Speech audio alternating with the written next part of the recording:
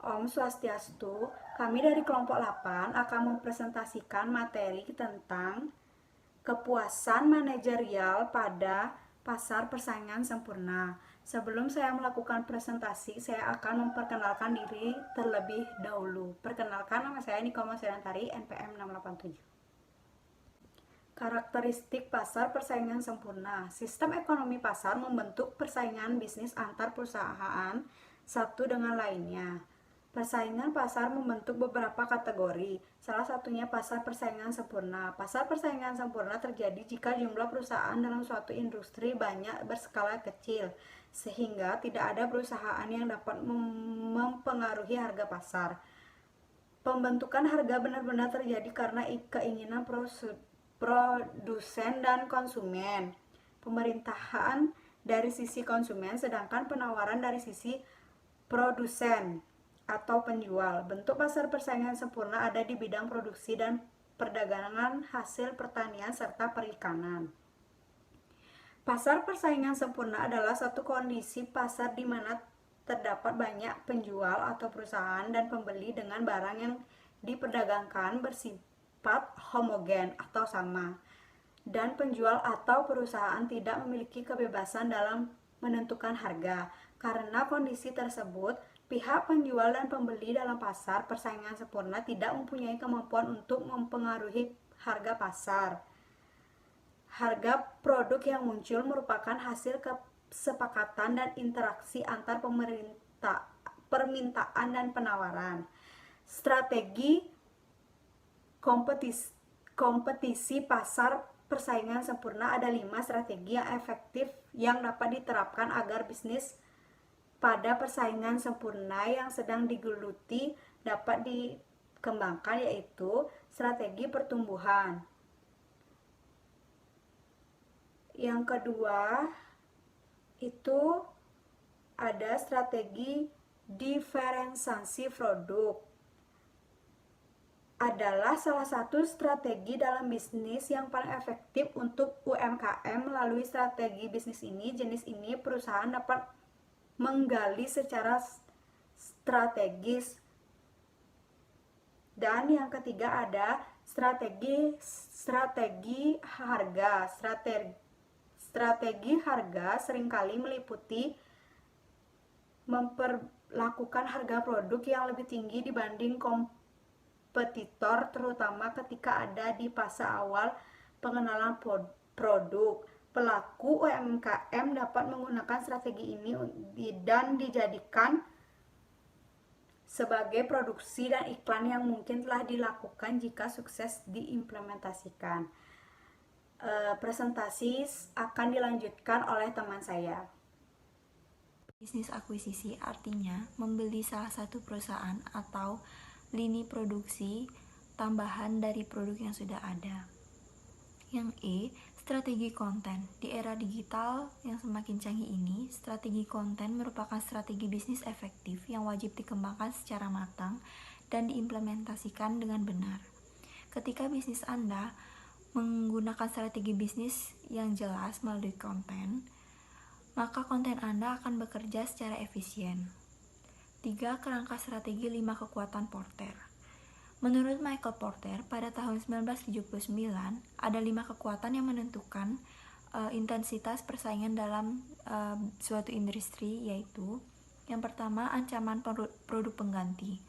Ancaman ini terjadi apabila konsumen menggunakan produk pengganti yang lebih murah ataupun produk pengganti yang memiliki kualitas lebih baik dengan biaya pengalihan yang rendah.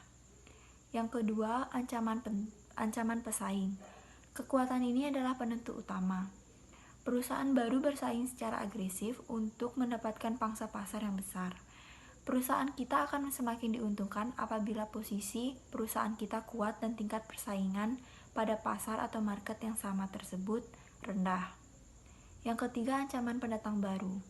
Semakin banyak pendatang baru atau kompetitor yang bersaing pada market yang sama, maka profit atau laba yang akan kita dapatkan semakin rendah. Beberapa hambatan bagi para pendatang baru. Perkenalkan, nama saya Rosalia Dalima Senggo, NPM 183210006. Di sini saya akan melanjutkan presentasi dari teman saya.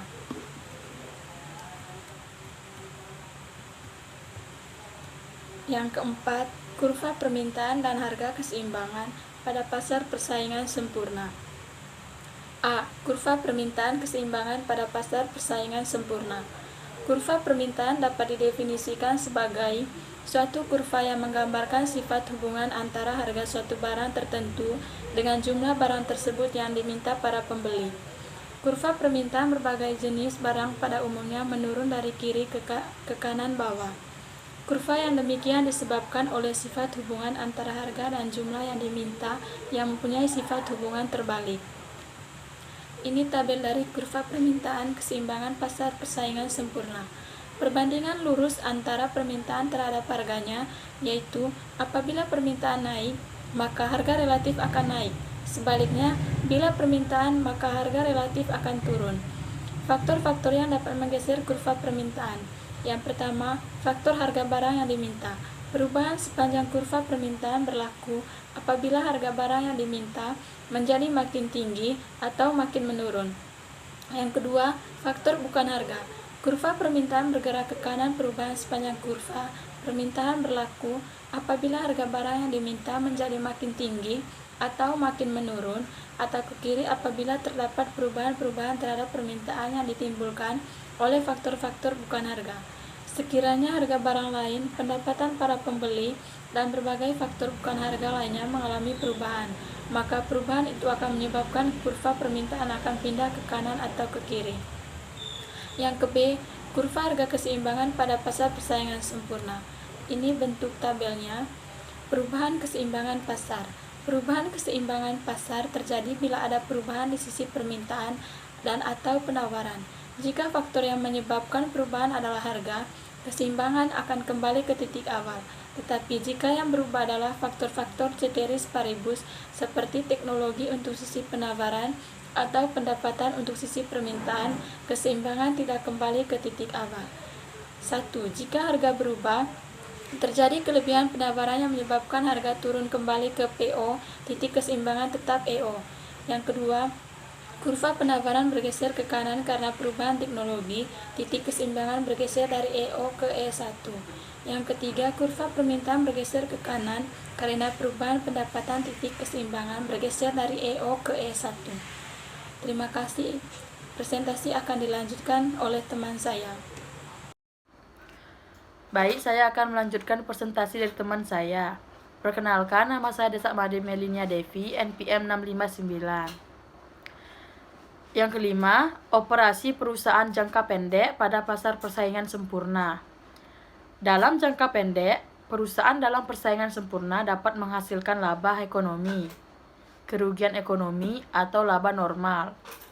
Dalam setiap skenario, perusahaan menghasilkan tingkat output di mana biaya marginal sama dengan pendapatan marginal. Apakah menghasilkan untung atau rugi tergantung pada posisi kurva permintaan relatif terhadap biaya rata-rata pada kuantitas yang memaksimalkan laba. Jika harga lebih tinggi dibandingkan dengan biaya rata-rata, perusahaan menghasilkan laba ekonomi. Jika harga sama dengan biaya rata-rata, perusahaan hanya memperoleh laba normal. Sementara itu, kerugian ekonomi muncul jika harga lebih rendah dibandingkan dengan biaya rata-rata. Yang keenam, operasi perusahaan jangka panjang pada pasar persaingan sempurna. Dalam jangka panjang, semua perusahaan dalam persaingan sempurna hanya akan menghasilkan laba normal. Setiap perusahaan akan menghasilkan output dengan biaya total rata-rata minimum. Jika perusahaan menghasilkan keuntungan ekonomi dalam jangka pendek, pendapat baru akan memasuki pasar, meningkatkan pasokan. Ini akan memaksa agar pasar turun sampai hanya laba normal yang diperoleh oleh semua perusahaan. Jika perusahaan memperoleh kerugian ekonomi dalam jangka pendek, seiring waktu beberapa perusahaan akan meningkatkan industri, itu mengurangi pasokan industri. Harga akan naik sampai laba normal dihasilkan oleh semua perusahaan yang tersisa. Terus harga akan sama dengan biaya rata-rata minimum dan dalam jangka panjang tidak ada keuntungan ekonomis.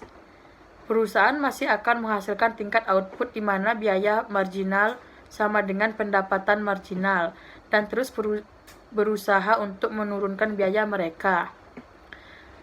Oleh karena itu, dalam jangka panjang, biaya marginal akan sama dengan pendapatan marginal, yang mana akan sama dengan harga pasar dan rata-rata.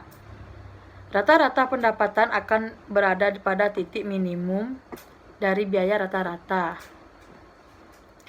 Baik, kesimpulannya, pasar persaingan sempurna adalah suatu kondisi pasar di mana terdapat banyak penjual, perusahaan, dan pembeli. Dengan barang yang diperdagangkan bersifat homogen, dan penjual atau perusahaan tidak memiliki kebebasan dalam menentukan harga. Ada 5 strategi yang efektif yang dapat diterapkan agar bisnis pada persaingan sempurna yang sedang digeluti dapat terus berkembang, yaitu pertama, strategi pertumbuhan, yang kedua, strategi diferensiasi produk, yang ketiga, strategi harga, dan yang keempat, strategi akuisisi, dan yang terakhir, strategi konten. Dalam jangka pendek pada pasar persaingan sempurna, perusahaan dalam persaingan sempurna dapat menghasilkan laba ekonomi, kerugian ekonomi, atau laba normal. Dalam jangka panjang pada pasar persamaan sempurna, semua perusahaan dalam persaingan sempurna hanya akan menghasilkan laba normal. Setiap perusahaan akan menghasilkan output dengan biaya total rata-rata minimum. Jika perusahaan menghasilkan keuntungan ekonomi dalam jangka pendek, pendatang baru akan memasuki pasar, meningkatkan pasokan. Ini akan memaksa harga pasar turun sampai hanya laba normal yang diperoleh oleh perusahaan. Baik, sekian presentasi dari kelompok kami. Saya ucapkan terima kasih. Om Santi Santi Santi Om.